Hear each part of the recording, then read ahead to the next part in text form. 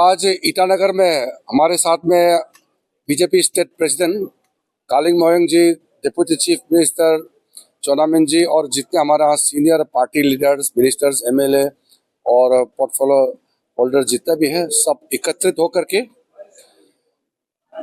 हमारे एनडीए सरकार के 11 साल पूरा होने पर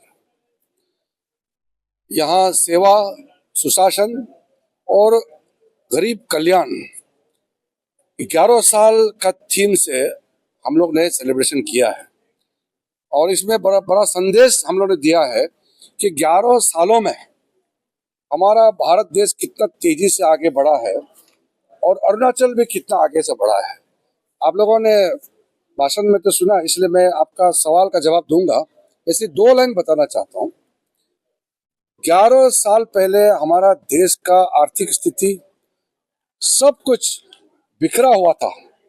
यूपीए के जमाने में हर रोज करप्शन, हर रोज किसी ना किसी डिपार्टमेंट, किसी ना किसी मिनिस्टर का करप्शन, हम लोग थक चुका था।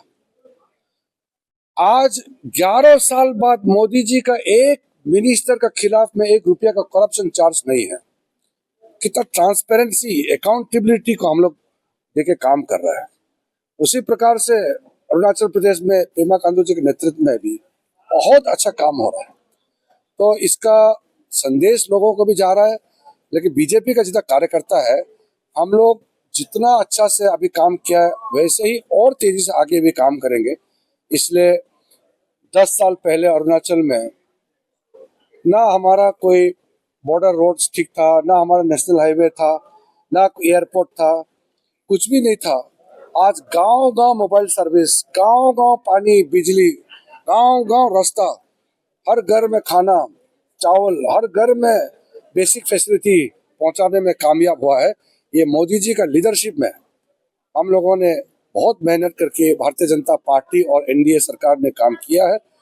इसके लिए अरुणाचल के लिए भी और हमारा देश के लिए भी बहुत बड़ी बात है। अरुणाचल तो बहुत आगे बढ़ गया, देश भी बहुत आगे बढ़ गया, क्योंकि देश हम अभी 4th लार्जेस्ट इकोनॉमी तक का पोजीशन में आ चुके हैं और हम अभी फास्टेस्ट ग्रोइंग इकोनॉमी है बड़े देशों के बीच में। अभी रिसेंटली जो फर्स्ट क्वार्टर का रिपोर्ट आया उसमें भी हम बहुत तेजी से आगे बढ़ा है हमारा इकोनॉमी। तो ये मोदी जी के नेतृत्व में इतना तेजी से आगे बढ़ा है। इसलिए मैं पूरे बीजेपी परिवार को भी बधाई, अभिनंदन और देशवासियों को भी मोदी जी के नेतृत्व में इतना काम हुआ है उसके लिए अभिनंदन करना चाहता हूँ।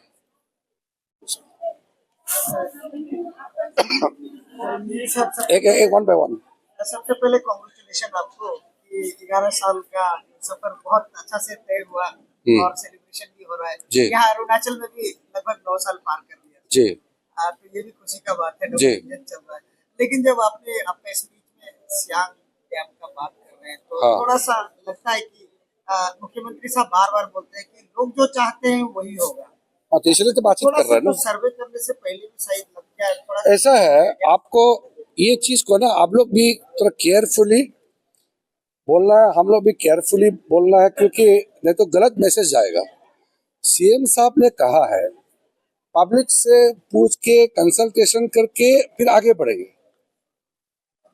पब्लिक में कभी होता है 90% एग्री करेगा, 10% एग्री नहीं हो सकता है। कभी 50% एग्री, 50% एग्री नहीं हो सकता है। लोकतंत्र में 100% कभी होता नहीं है। बात यह है कि वो प्रोजेक्ट कितना जरूरी है, लोगों के लिए, देश के लिए कितना फायदा है, वो देखना है।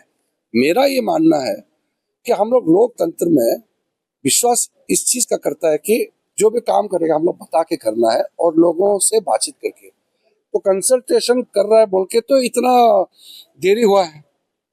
ये कोई कम्युनिस्ट गवर्नमेंट डिक्टेटर होता तो कब का जबरदस्ती करना था, ऐसा नहीं है। हाँ, थोड़ा सा मिसअंडरस्टैंडिंग हुआ होगा और सर्वे को लेकर के शायद कुछ मिसअंडरस्टैंडिंग था तो प्रोटेस्ट वगैरह हुआ है। लेकिन डेमोक्रेसी में बातचीत तो करना ही पड़ेगा।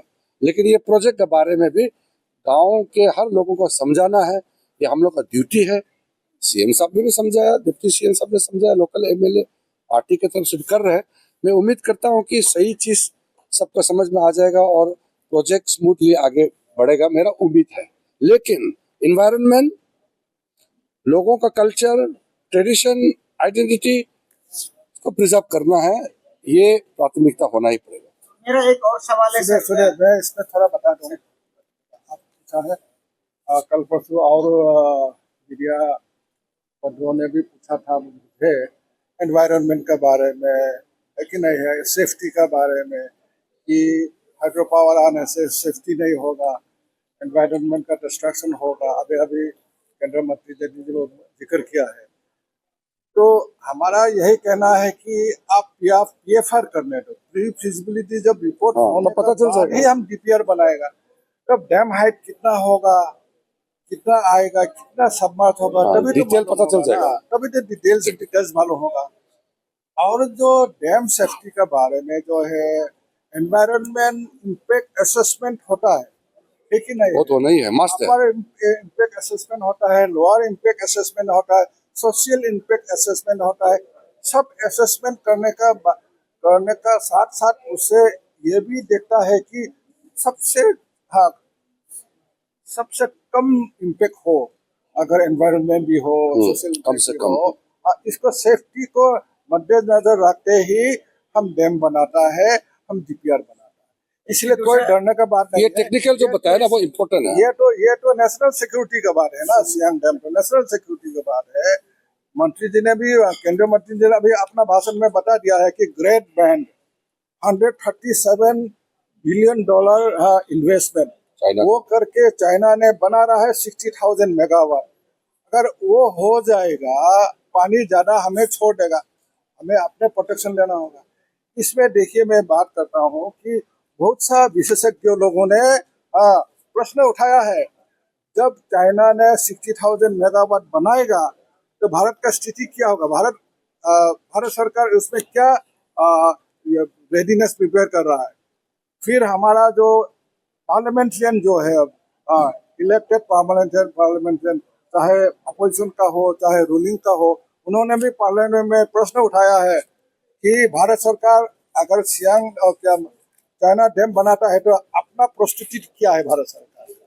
तो अपना प्रोस्टिट्यूट यही है कि हम 11,000 मेगावाट का वहाँ बनाएगा, तो अगर वो पानी जो जबरदस्त छोड़ देगा, तो हम अपना कैपेसिटी ऐसा बनाएगा, अपना डैम का कैपेसिटी हमारे वहाँ में स्टोर करके सके, और धीरे धीरे हम छोड़।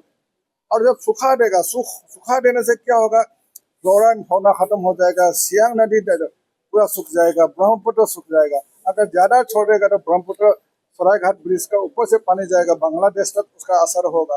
तो ये सब नहीं होने के लिए हमें अपना इंतजाम, ये electricity is not the main criteria, important है नेशनल जो सवाल। सबसे बड़ा अचीवमेंट है आपका ड्रीम प्रोजेक्ट फ्रंटियर हाईवे। मैं डिटेल में बता दिया भाषण में। लेकिन आप थोड़ा सा नाराज है लगता है, क्यों सर? नाराज नहीं, वो जो लैंड कॉम्पेंसेशन को लेकर के कुछ लोग मिस यूज करने का कोशिश कर रहा है, उसको मैं नाराज हूँ। हम ये पैसा बनाओ जिसको इंटरटेनमेंट मिलेगा ना, इतना बड़ा करोड़ करोड़ लोगों को मिल रहा है तो अच्छी बात है, ऐसा मिस यूज नहीं करना है। मेरा नाराजगी ये है कि वो लैंड को लेकर के ऑफिसर का साथ मिल करके जिसका हिसाब बनाना है उसका मेजरमेंट नहीं करके, जिसका नहीं वो बनेगा, जरूरत से ज्यादा रेट एस्टिमेट करेगा। पैसा तो देश का है ना, उसको नुकसान नहीं करना चाहिए। हमारा टारगेट है रास्ता बनाना। सर, चकमा हजम डेपोटेशन की जो बातें बहुत चली आई है, उसके बाद आपको द्वारा भी बहुत इस चीज को ही लेकर बार बार बोला जा रहा है, इसका सेटलमेंट कब होगा? ये चीज तो आप लोग भी अच्छा से जानता ही है, क्योंकि 1964 से ये लोग बैठा हुआ है, इतना साल से उसको, वो तो स्टेट गवर्नमेंट ने काफी उनको रेगुलेट किया है, और हमने तो पहले ही कह दिया है, हमने अपील भी किया है चकमा लोगों को। ठीक है, कांग्रेस ने लेके बिठाया है आप लोगों को, लेकिन हमारा समय में हम आपको अनुरोध करना चाहता है कि आप लोग जा सकते हैं तो कहीं और कोशिश करो सेटल करने के लिए। अब हम लोग डेमोक्रेसी में गोली बारूद मार के तो नहीं भगा सकते हैं, तो हम लोग तो रिक्वेस्ट ही कर रहे हैं। तो वो लोग बोलता है नहीं जाएगा, हम लोग रिक्वेस्ट कर रहे हैं कि आप लोग बाहर जाना है, हम लोग रिहेबिलिटेशन पैकेज तक देंगे। अब इतना साल पहले कैसे लेके आया उसको कहानी बोल के तो फायदा नहीं ना। आज तो वो लोग तो सर पे तो प्रॉब्लम तो आके खड़ा है। तो वो कितना बार हम रिक्वेस्ट कर चुके हैं चकमा को कि कहीं आइडेंटिफाई कर रहा है, आप लोग भी मदद कीजिए, वो लोग साथ नहीं दे रहे हैं। हम लोग जितना peaceful dharna at this capital on the 16th of this month, presenting on improper implementation of NHA issued directive on deportation of illegal immigrants. Sir, यहाँ में इलीगल इमिग्रेंट है ILP का। no, illegal immigrants of Bangladeshi अच्छा and अच्छा Myanmar का जो NHA directive आया है, हाँ तो कहा गया है कि प्रॉपरली कैरिड आउट नहीं हो रहा है एंड 30 डेज का अल्टीमेटम सर्व किया गया था इंडियन होम मिनिस्टर। वो तो यूनियन लोग भी बोलना अच्छी बात है, मगर स्टेट को भी खुद करना है। 30 days is coming to an end to 18 of this month. So what is your ऐसा है। stand on your legislative stand on this? आप लोग ये सवाल अच्छा किया है और ये जानना भी चाहिए। जब हम लोगों ने सिटीजनशिप अमेंडमेंट बिल पास किया था, उस समय स्पेशल प्रोविजन लगाया कि अरुणाचल और जो नॉर्थ ईस्ट का ट्राइबल स्टेट्स है, वहाँ बांग्लादेश हो या पाकिस्तान, अफगानिस्तान, कहीं से भी आएगा, वो इलीगल इमिग्रेंट जो भी सिटीजनशिप देने से भी इंडिया में हमारा ट्राइबल स्टेट में हम नहीं दे सकता है। वो पार्लियामेंट एक्ट में पास हो गया।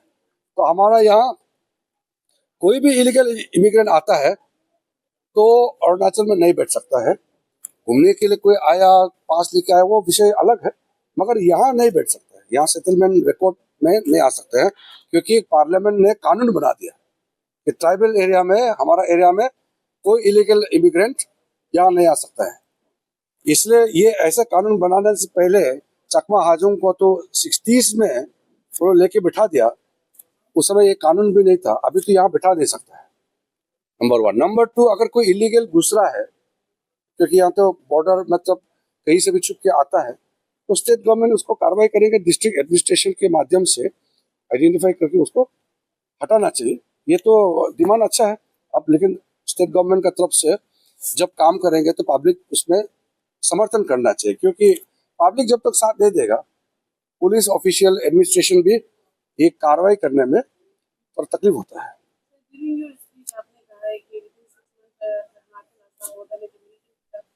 खत्म, पहले खत्म कर दे 14 में। अरुणाचल के अंदर में जो चल रहा है लॉन्गडिंग PLC एरिया में, वो ये असम बॉर्डर वाला नहीं है, वो ऑपरेट करता है म्यांमार से। हमारे अरुणाचल के अंदर में चल रहा है, काफी आप बात नहीं समझ रहा है, वो ट्रेन करता है म्यांमार से। सर हम समझ गए, आप होम ग्रोन नहीं, घर का नहीं है, बाहर से भेज रहा हूँ। आपका सवाल समझ गया, इसलिए मैं बोल रहा हूँ ना, वो अरुणाचल में ट्रेनिंग नहीं लेते, वो बाहर से, वो म्यांमार का है। हम जो बोल रहा था, ये बोडो वाला जो ये अरुणाचल असम बॉर्डर वाला, वो यही का था। ये जो म्यांमार वाला है, वो ईस्टर्न साइड से है, वो जंगल से आता है, वहाँ ट्रेनिंग लेता है। म्यांमार में हम लोग नहीं जा सकते ना, वो हमारा कंट्री नहीं है। क्वेश्चन भी आपको जानना चाहिए कि दूसरा कंट्री में हम ऑपरेट नहीं कर सकते। सर मेरा एक क्वेश्चन रहेगा सर, रिसेंटली स्टेट गवर्नमेंट से बोला पूरा रिगार्डिंग सर, आपको रिप्रेजेंटेशन एक्सपो तरफ से दिया गया है, और क्या उसमें मेरे ख्याल से आपने संबोला से शायद आप लोग को मालूम नहीं होगा, मैंने वो शंभू को मैंने बुला के, मेरा आया था, मैंने वेट लिफ्टिंग फेडरेशन का प्रेसिडेंट को भी बोला है, नॉर्मली गवर्नमेंट जो है स्पोर्ट्स सिलेक्शन में हाथ नहीं डाल सकता, नियम नहीं है। अगर मंत्री लोग इसको सेलेक्ट करो, उसको सेलेक्ट करो बोलेगा तो अच्छा नहीं है। लेकिन हमने ये कहा कि इंसाफ होना चाहिए और इसमें किसी तरह से इनजस्टिस नहीं होना चाहिए। तो उन्होंने बताया कि एक का 238 kg वेट लिफ्टिंग था, एक का 235 और शंभू का 234, और कॉमनवेल्थ रूल में 2 ही पार्टिसिपेट कर सकता है, तो हो गया ना। आपको मालूम नहीं इसका मतलब बैकग्राउंड मालूम नहीं।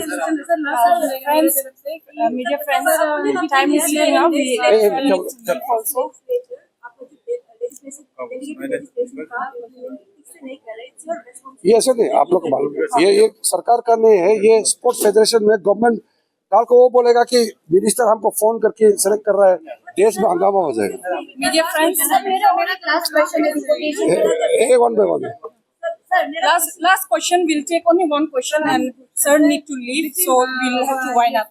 आप पूछिए लास्ट वाला। नहीं, उसको मैंने बता दिया, वेट लिफ्टिंग फेडरेशन का प्रेसिडेंट को मैंने बोला, लड़का को बुलाओ और फर्दर उसको बताना है, उसका कोच का गलती होगा, क्योंकि प्लेयर तो इतना आइडिया नहीं होता है, कौन सा कैटेगरी में कितना वेट उठाना है।